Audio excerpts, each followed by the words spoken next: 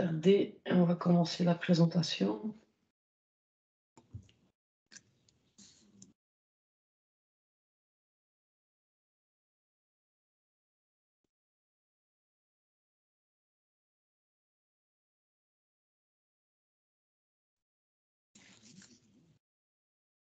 Voilà.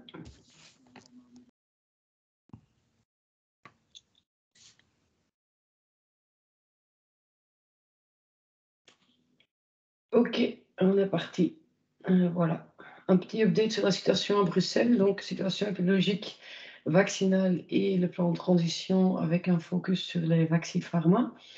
Donc la situation épidémiologique, je pense que comme dans les autres régions et provinces, donc le nombre d'infections, donc le nombre de contaminations est en train de réaugmenter de nouveau un peu. Donc on a un taux d'incidence de 556 cas positifs par 14 jours sur 100 000 habitants, tandis qu'on était plus ou moins à 450 il y a 15 jours. Et avec un nombre de tests qui est à 3300 par jour, donc on baisse toujours. Et donc logiquement aussi avec un taux de positivité qui augmente de nouveau un peu et où on est aujourd'hui à 18%. Au niveau du nombre de tests, on reste quand même toujours une province avec un nombre de tests assez élevé comparé avec d'autres provinces et le taux de positivité qui reste faible encore comparé avec les autres provinces. Donc, on voit quand même que donc il y a des augmentations dans toutes les catégories d'âge. Et on voit également que donc on atteste que les personnes qui sont symptomatiques. Donc, il est aussi logique que le taux de positivité reste assez élevé, évidemment. Mais donc, on continue quand même à bien veiller la situation. Par contre, et ça, je pense que la bonne nouvelle, qu'au niveau des hospitalisations et certainement au niveau des soins intensifs, l'amélioration en fait continue. Donc, au niveau des hospitalisations, on voit qu'il y a encore eu une baisse les dernières 2 semaines. Par contre, les derniers jours, ça commence à remonter un tout petit peu, mais pas encore vraiment pour s'inquiéter. Et il faut savoir également qu'il y a des personnes qui sont hospitalisées pour des raisons non Covid et qui alors sont testées à l'hôpital, qui testent positif et donc qui sont aussi comptabilisées dans les hospitalisations. Il y a aussi au niveau des personnes hospitalisées pour le Covid, les derniers jours, une petite augmentation. Donc ça, c'est vraiment quelque chose qu'on doit suivre. Au niveau des soins intensifs, par contre, il y a aujourd'hui encore 25 personnes en lit intensif à Bruxelles, ce qui veut dire 9% de la capacité théorique. Et donc là, on est vraiment dans les bonnes tendances encore. Et donc, justement, à bien veiller que au niveau des semaines à venir, que les hospitalisations et certainement les soins intensifs vont pas réaugmenter. Et donc, au niveau des décès, on reste à un niveau assez faible, donc de 8 décès sur une semaine, donc plus ou moins un décès par jour. Dus als we kijken naar de epidemiologische situatie, zien we eigenlijk dat we net zoals in de andere regio's en provincies, dus de incidentie, dus het aantal positieve gevallen terug aan het stijgen is. En waarbij we dus zien dat we op een incidentie zitten van 556 positieve gevallen per 100.000 inwoners over de laatste 14 dagen. Met een R-waarde van 1,19, dus dat aangeeft dat er een stijgende tendens is. We zien eveneens dat dus het aantal testen aan het afnemen is, waarbij we nog 3300 testen per dag ongeveer doen, met een positiviteitsratio dus terug stijgt om aan een hogere incidentie te komen en die nu op 18,2% zit. Qua aantal testen zitten we eigenlijk nog altijd vrij hoog als we vergelijken met andere provincies. De positiviteitsratio daarentegen is eigenlijk laag, dus ten opzichte van de andere provincies, waar we ook in rekening moeten brengen, dus dat we enkel maar de mensen met symptomen testen en als er zeer weinig asymptomatische personen getest worden, waardoor die positiviteitsratio natuurlijk een stukje hoger ligt. Het is inderdaad wel zo dus dat de positiviteitsratio aan het stijgen is, dus we moeten daar toch wel oppassen. En we zien dus ook dat in alle leeftijdscategorieën het aantal positieve gevallen terug aan het toenemen is, waar we toch wel zeker waakzaam moeten blijven. Daarentegen zien we inderdaad wel dus dat op niveau, en dat is toch nog altijd de belangrijkste indicator, op niveau van de ziekenhuisopnames en zeker op het niveau van intensieve zorgen, dus dat de situatie goed onder controle is. Dus op het niveau van de hospitalisaties is de laatste 2 weken dus nog steeds een afname van het aantal gehospitaliseerde personen, maar de laatste dagen zien we daar een lichte stijging terug. Daar moeten we wel weer opmerken dus dat het aantal gehospitaliseerde personen, dat zowel mensen zijn die opgenomen worden voor COVID, als mensen die worden opgenomen voor andere redenen en die dan in het ziekenhuis een positieve COVID-test doen. Wat natuurlijk druk met zich meebrengt op de ziekenhuizen, maar op zich geen COVID-opnames zijn. Dus we moeten toch ook eventjes in rekening brengen. Het laatste dagen zien we wel dat het ook een lichte stijging is van de COVID-opnames, maar voorlopig zeker onder controle. En het goede nieuws is zeker dus dat de intensieve zorgen nog altijd zakken. We hebben vandaag nog 25 patiënten op intensieve zorgen in de Brusselse ziekenhuizen, wat 9% is van de theoretisch aanwezige bedden op intensieve zorgen, wat dus eigenlijk een zeer gunstige evolutie is nog altijd, en waardoor dus we voorzichtigheid aan de dag leggen, maar zeker nog niet echt ongerust zijn. Op het niveau van de sterfgevallen zitten we dus op 8 sterfgevallen over de laatste 7 dagen. Met andere woorden, ongeveer 1 sterfgeval per dag en dat blijft dus vrij constant. Si on regarde alors la situation vaccinale, donc là on voit qu'il n'y a plus énormément donc, d'évolution. Donc les dernières semaines, donc, comme on avait déjà annoncé, le nombre de vaccinations en général en toute Belgique et également à Bruxelles sont vraiment un peu en chute libre.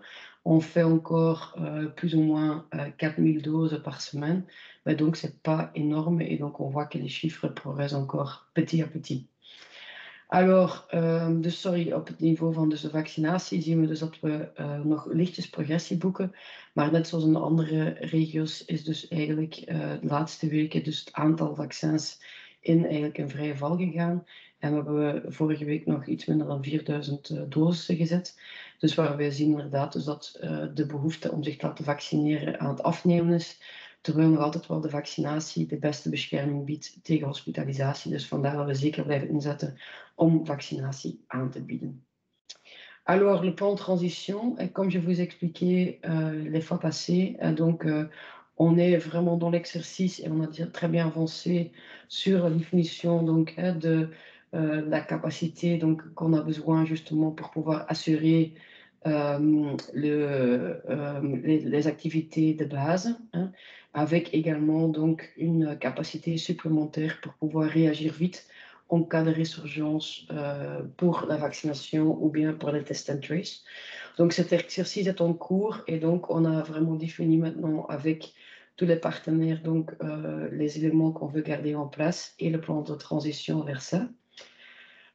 Ou justement, comme je l'expliquais aussi la dernière fois, c'est qu'on continue donc à focaliser certainement sur les populations vulnérables. Donc ça veut dire les maisons de repos, les 55+, les différentes zones, les quartiers de pauvreté, hein, donc avec beaucoup de ménages intergénérationnels, et également donc les personnes en contact avec la population vulnérable. Ça, on regarde vraiment le focus pour continuer surtout à vacciner, à protéger ces différentes personnes-là. Et de l'autre côté, on prépare les différents scénarios pour ou bien sortir de la crise et donc vraiment être en fin de pandémie, ou bien de quand même pouvoir encore répondre à des résurgences d'un variant, par exemple, ou d'une forte circulation pendant l'automne ou l'hiver, avec également donc des campagnes de vaccination qui pourraient encore être prévues, aussi bien encore en juin, peut-être pour les 65+, que pour certainement la personne vulnérable en automne et peut-être également toute la population en automne. Donc voilà, on est vraiment bien avancé sur ces différents plans avec nos différents partenaires entre-temps. Et donc, ça veut dire que justement, on est vraiment en pleine transition pour le moment.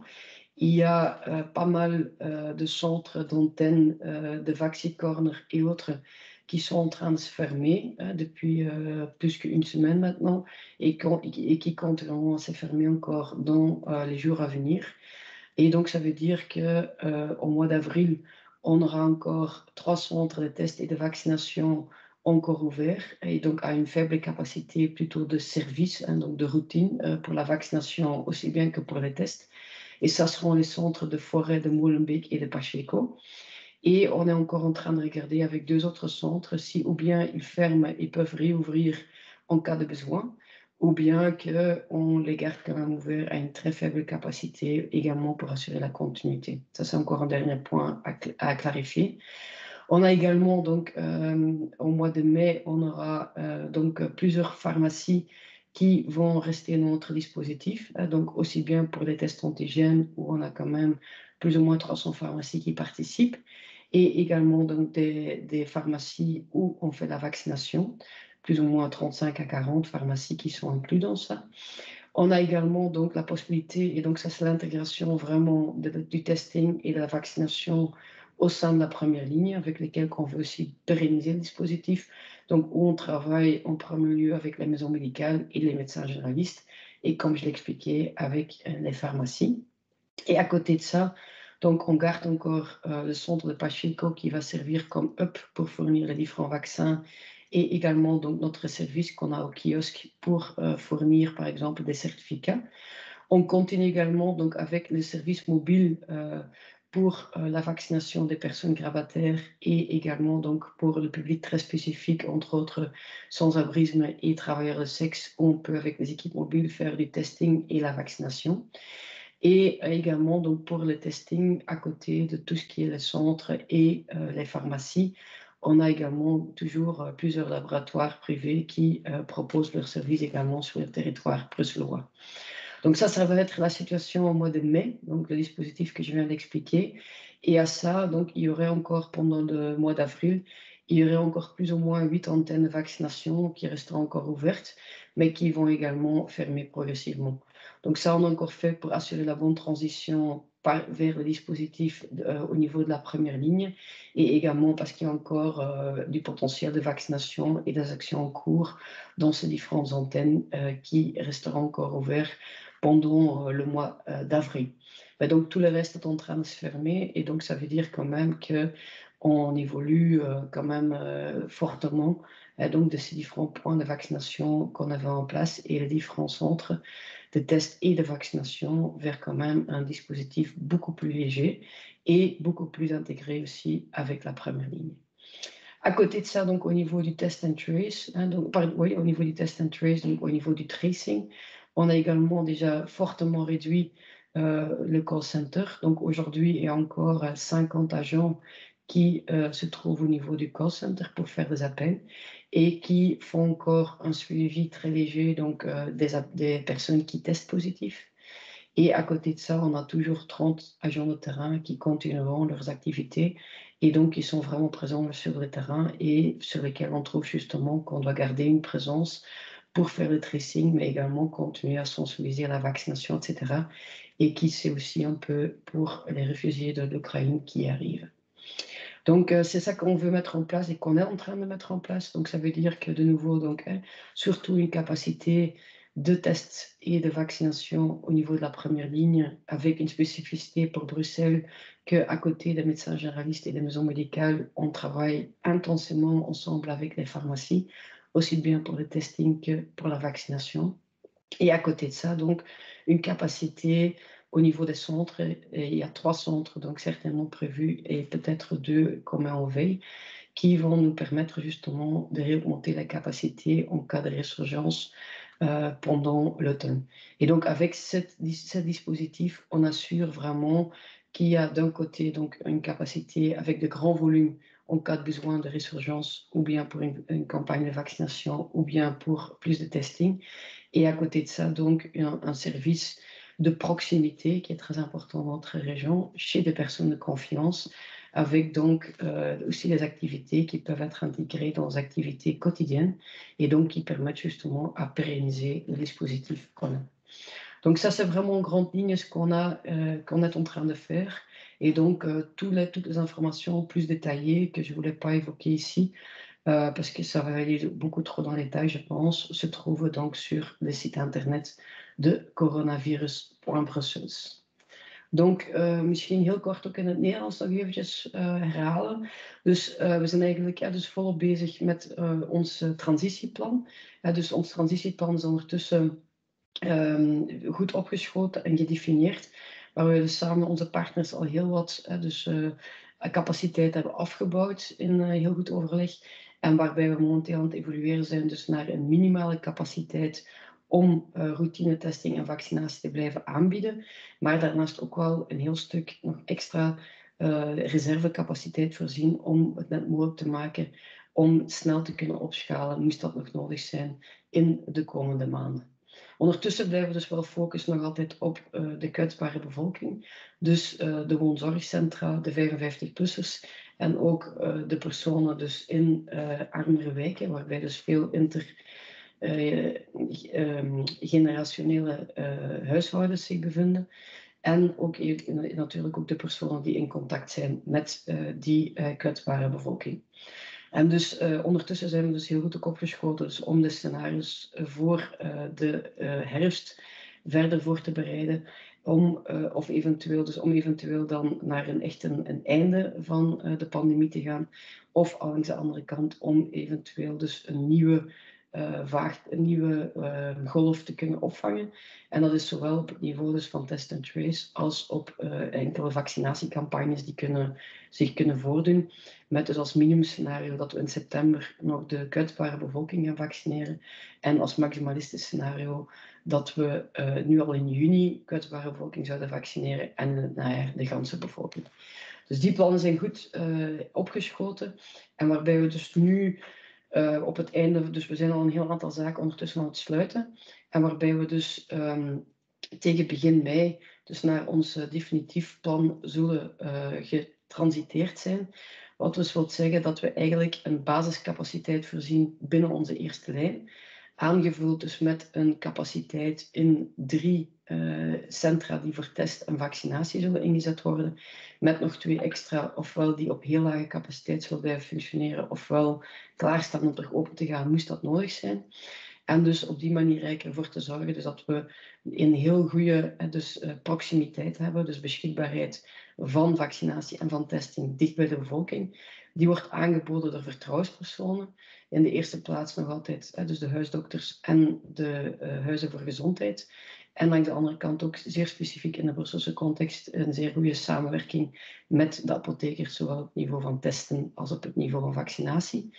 En dus op die manier dat we eigenlijk zeer dicht bij de bevolking door vertrouwenspersonen testing en vaccinatie kunnen blijven aanbieden. Maar ook het potentieel hebben om, als dat nodig is, om heel snel te kunnen opschalen, zowel qua testcapaciteit als qua vaccinatiecapaciteit, met dus die 3 tot 5 centra. Dus de 3 centra die open blijven, zowel voor testing als voor vaccinatie, zijn dus Vorst, Molenbeek en Pacheco, waarbij dus in Molenbeek het testcentra en vaccinatiecentra ondertussen zijn samengevoegd ook. En dus de 2 andere centra die eventueel nog open blijven op een zeer laag pitje, ofwel kunnen terug open gaan op het moment dat dat nodig zou zijn. Daar zijn discussies aan het afronden. Daarnaast hebben we dus binnen de eerste lijn verschillende apotheken die gaan antigeentesten blijven afnemen en dus ook kunnen vaccineren. We hebben dus de mogelijkheid om te testen en vaccineren bij de huisartsen en bij de huizen voor gezondheid. We blijven het Pacheco-centrum openhouden als hub, dus die er verschillende vaccins gaat aanbieden aan de andere vaccinatieplaatsen. En we houden ook onze kiosk open om vragen te beantwoorden en om certificaten af te leveren. En we blijven natuurlijk ook verder werken met onze mobiele services, dus om mensen die niet meer van huis kunnen, dus die thuis gekluisterd zitten, te kunnen gaan vaccineren. En ook voor onze zeer precaire bevolking, dus daklozen, sekswerkers en anderen, om daar ook een mobiele equipes voor testing en vaccinatie te voorzien. Naast dus voor testing blijft ook een capaciteit voorzien door de privélabo's. En nog heel eventjes dus voor de maand april zullen er nog een aantal antennes open blijven, een 8-tal ongeveer, omdat daar nog steeds een potentieel is om toch nog een aantal mensen te kunnen vaccineren of nog onvoldoende capaciteit aanwezig is binnen de eerste lijn om die kunnen op te vangen. Maar die zullen dus nog eventjes open blijven, maar dan ook in de maand april verder sluiten. Naast testing en vaccinatie hebben we dus ook nog het tracingstuk, waarbij we dus op het niveau van het callcenter dus ook zeer aanzienlijk de activiteiten hebben afgebouwd. Vandaag hebben we daar nog 50 call agents die daar nog de persoon die positief testen opbellen. En daarnaast natuurlijk ter beschikking staan voor alle vragen en alle inkomende telefoontjes voor bijvoorbeeld ook het vastleggen van een afspraak voor vaccinatie. En naast onze call agents hebben we dus ook nog altijd 30 field agents, dus veldwerkers, dus mensen die op het terrein zijn en die we zo goed mogelijk blijven inzetten rond dus de tracing, maar evengoed rond het sensibiliseren van vaccinatie. En eventueel ook op die manier ook moesten daar Oekraïners aankomen die ook mensen ook verder kunnen begeleiden.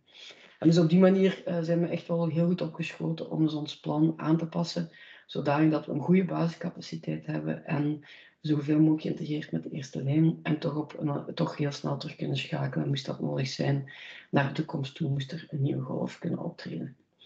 Un dernier point qu'on voulait encore faire, c'est au niveau de la vaccination dans les pharmacies.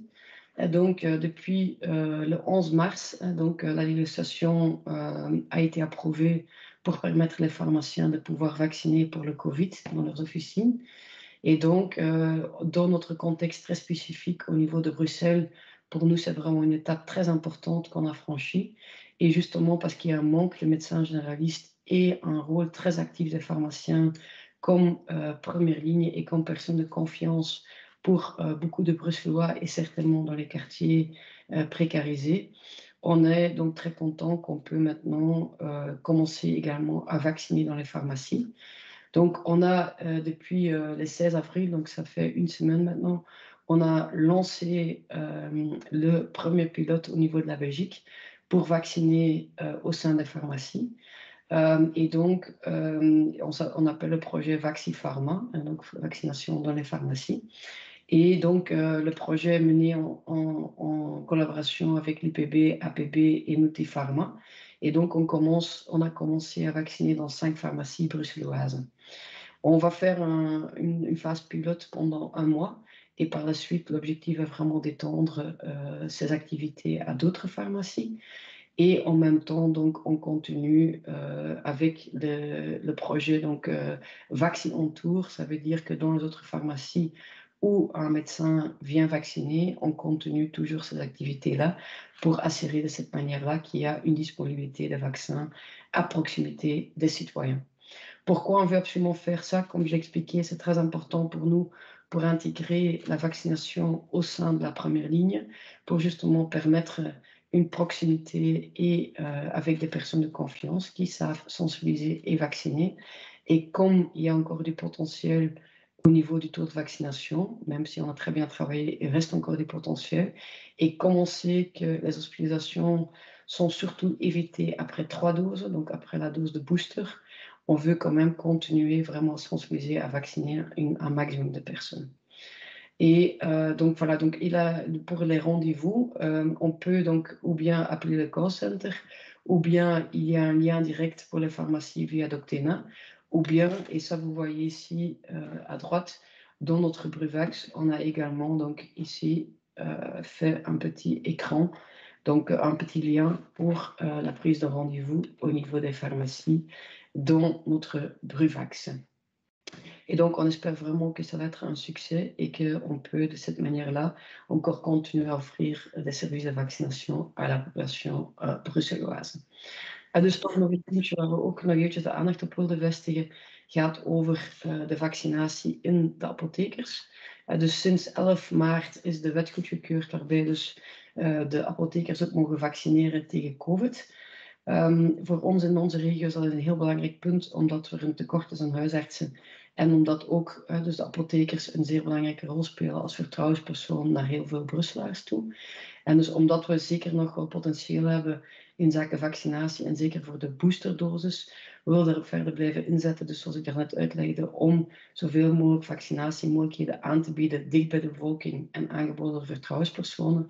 En dat zijn naast dus de dokters zeker ook wel de apothekers in de Brusselse context. Dus we zijn eigenlijk vorige week, 16 maart, van start gegaan met een 5-tal piloten, dus 5 apotheken, waarbij dus de vaccinatie is opgestart geweest.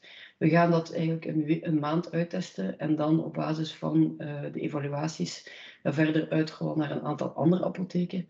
En dus op die manier proberen we dus ondertussen houden dus de Pharma on Tour, waarbij er een dokter komt vaccineren binnen de apotheek, houden we nog altijd levende, omdat we het belangrijk vinden om die vaccinatie te blijven aanbieden. Maar de bedoeling is dus wel om dat geleidelijk aan te gaan converteren naar de vaccinatie door de apotheker zelf.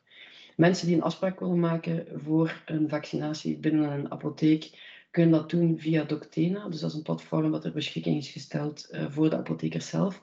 En daarnaast hebben we ook een link voorzien binnen Bruvax, waarbij er dus kan doorgeschakeld worden naar het Doctena-platform voor daar ook een afspraak te maken voor een bepaalde apotheek. Ik wil toch eventjes blijven herhalen, dus dat we echt er wel voor op inzetten, omdat het vaccineren met 3 doses, dat betekent inclusief de boosterdosis, nog altijd het beste beschermt tegen hospitalisaties. Ik denk dat dat het belangrijkste is dat we moeten kijken.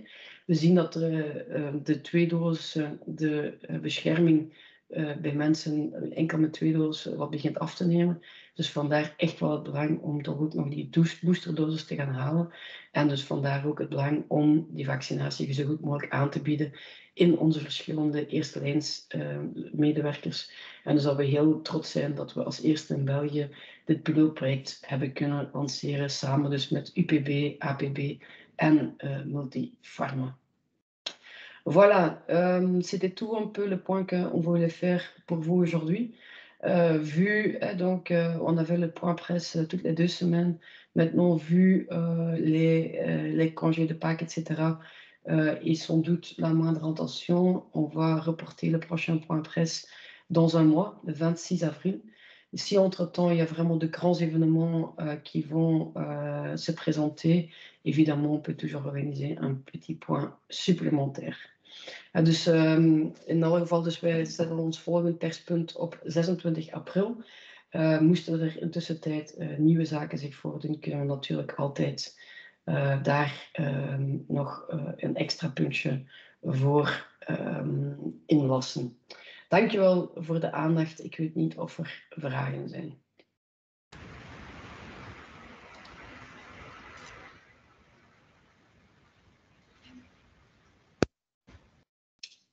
Philippe Carlo.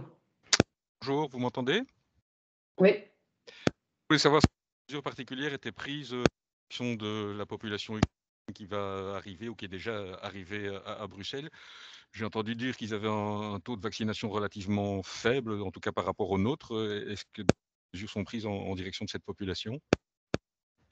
Oui, donc les différents dispositifs sont en train de se préparer et je pense qu'il y aura plus de détails dans les jours à venir. Mais en tout cas, déjà les gens qui sont accueillis sont bien suivis et donc on se prépare justement pour avoir une approche encore plus pointue, disons. Donc, mais ça va venir dans les jours à venir.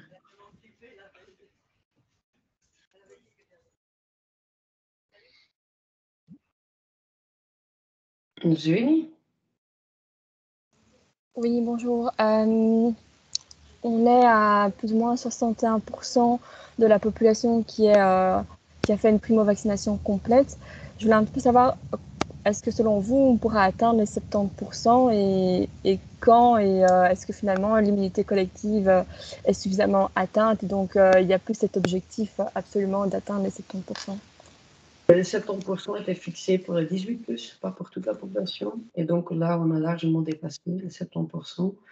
Je pense aussi qu'on se fixe plus d'objectifs vraiment pour arriver à un tel ou tel pourcentage. Pour le moment, on voit que les chiffres tiennent plus ou moins la route parce qu'on voit qu'au niveau de la pression hospitalière, que la situation reste quand même sous contrôle. Pour nous, c'est vraiment de continuer focaliser surtout sur les personnes vulnérables et donc les personnes en contact avec d'autres personnes vulnérables et certainement également donc pour la dose de booster. Comme je l'ai expliqué, les personnes qui sont 2 fois vaccinées semblent être un peu moins protégées pour les hospitalisations, d'où l'importance de nouveau voilà, de vraiment sensibiliser ces personnes-là pour avoir leur dose de booster. Et je pense que le focus primaire est surtout là. Au niveau de la population très très jeune, donc en dessous. Vous êtes en train de fermer petit à petit les centres et les antennes de vaccination. Le virus est de mieux en mieux connu. Est-ce que à terme, l'objectif est de se passer des centres et de pouvoir vacciner au niveau de la première ligne, comme on le fait par exemple pour le vaccin contre la grippe? Ben, c'est ça justement qu'on est en train d'installer et sur lesquels on a beaucoup avancé. Mais par contre, on veut encore garder les 3 centres ouverts pour donner le service et également, donc, s'il y a d'autres campagnes de vaccination ou une résurgence du virus et donc un besoin plus important de testing, qu'on peut très vite faire un upscaling et être prêt quand il y aura encore une résurgence du virus. Et ça, on le prévoit jusqu'au début 2023. Après, c'est vraiment le but justement qu'on n'a plus besoin et que on peut justement se baser sur tout ce qui se passe au niveau de la première ligne. Tout ça D'accord, donc qui- actuellement, les capacités ne sont pas suffisantes pour vacciner chez le médecin, chez le pharmacien, etc., si jamais il y a un virus qui réapparaît. Un virus, un variant qui apparaît, je veux dire. Dus on aura la capacité, mais pas dans les délais qu'on aurait très nécessaire. Et donc, des grosses campagnes de vaccination dans des délais très très courts, ça, c'est pas possible. Raison pour laquelle, dans toutes les régions, by the way, tout le monde prévoit encore une capacité au niveau des centres. Et on verra justement dans les mois à venir jusqu'à quel moment il faut les garder. Dernière question, donc là il y a des cas positifs qui sont un peu en train de remonter. Comment est-ce que vous envisagez la suite? C'est finalement la courbe assez naturelle du virus avec le retour des vacances, l'allègement des mesures sanitaires, etc. Justement, je pense que vu la situation, il y a presque plus de règles, etc., qu'on s'attendait évidemment à une augmentation le nombre de contaminations. Donc, je pense que c'est une évolution qu'on avait attendue. Aussi longtemps que la pression sur les hôpitaux reste sous contrôle, je ne pense pas qu'on doit trop s'inquiéter. Je pense que ce qui reste important, donc, c'est justement de se vacciner, avoir cette troisième dose. Comme je l'ai dit, et ça protège quand même vraiment bien contre l'hospitalisation. Donc, ça, je pense que c'est important. Et le deuxième élément, c'est justement qu'il faut continuer juste d'avoir des situations où on fait une bonne ventilation. Ça reste important, je pense, de bien ventiler et donc, de ne pas se trouver avec beaucoup de personnes dans un endroit très enfermé. Et également, donc, bien protéger les personnes vulnérables. Et donc, ils peuvent se protéger eux-mêmes par le port du masque, mais également, si nous, on va visiter, par exemple, des personnes à risque, je pense que c'est quelque part un geste de courtoisie de justement aussi demander s'il ne faut pas porter le masque pour vraiment bien le protéger. D'accord. Merci beaucoup. Voilà. Bram? Hallo. Ja, een vraagje. Een tijdje geleden zijn er onder andere in Roeselaar nieuwe varianten opgedoken. Combicron of Deltacron of ik weet niet hoe dat staat in Brussel, of daar al varianten zijn opgedoken.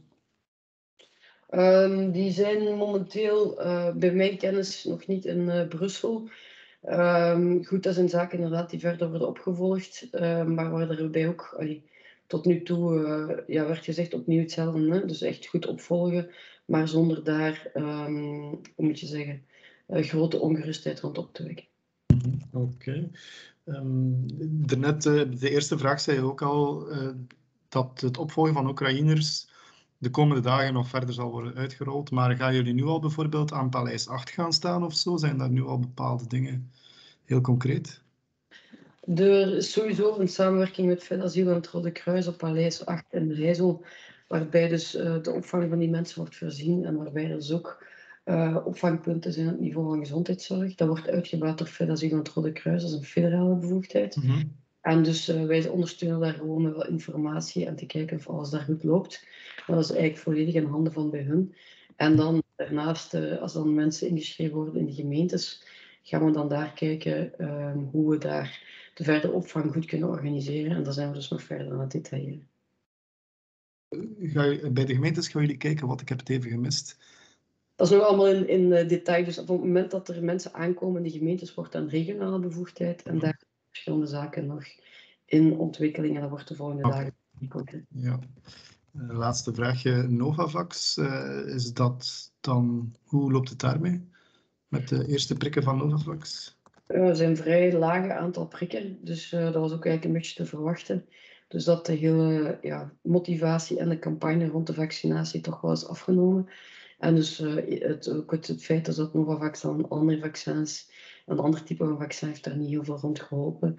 En we zitten daar ongeveer aan een 100-tal doses per week, dus dat is niet enorm. Oké, dankjewel. Alsjeblieft. Gregory Lenko. Oui, bonjour Madame Neven. Je reviens justement pour un peu plus de précision justement autour de ces questions, autour des réfugiés ukrainiens. Notamment, on avait la question du fait que les Ukrainiens souvent ont été vaccinés avec le vaccin Sputnik, qui n'est pas reconnu par les instances européennes. Du coup, est-ce que s'ils se sont fait vacciner avec Sputnik, est-ce qu'ils vont devoir se refaire vacciner avec un vaccin reconnu justement ici à Bruxelles? Ou est-ce qu'ils peuvent en tout cas? C'est une question sur laquelle je ne peux pas vous répondre en ce moment. Donc, c'est des choses qui sont en train d'être investiguées. En tout cas, le but, c'est que chaque personne qui arrive a voilà, un accès à la santé donc, et qui peut être suivi par un médecin et que par la suite, voilà, ils peuvent prendre les mesures nécessaires pour bien protéger les gens. Et est-ce que justement à ce niveau-là, la COCOM, entre guillemets, est en train de voir avec des médecins bruxellois qui pourraient justement accueillir des réfugiés ukrainiens, ou en tout cas, enfin, qui pourraient les accompagner dans les premiers soins à leur arrivée ici en Belgique? Comme je l'ai dit, c'est la compétence fédérale au moment qu'ils arrivent. Ok. Et après, on discute tous les détails au moment qu'ils arrivent dans les communes avec les différents partenaires et c'est là qu'on les appuie.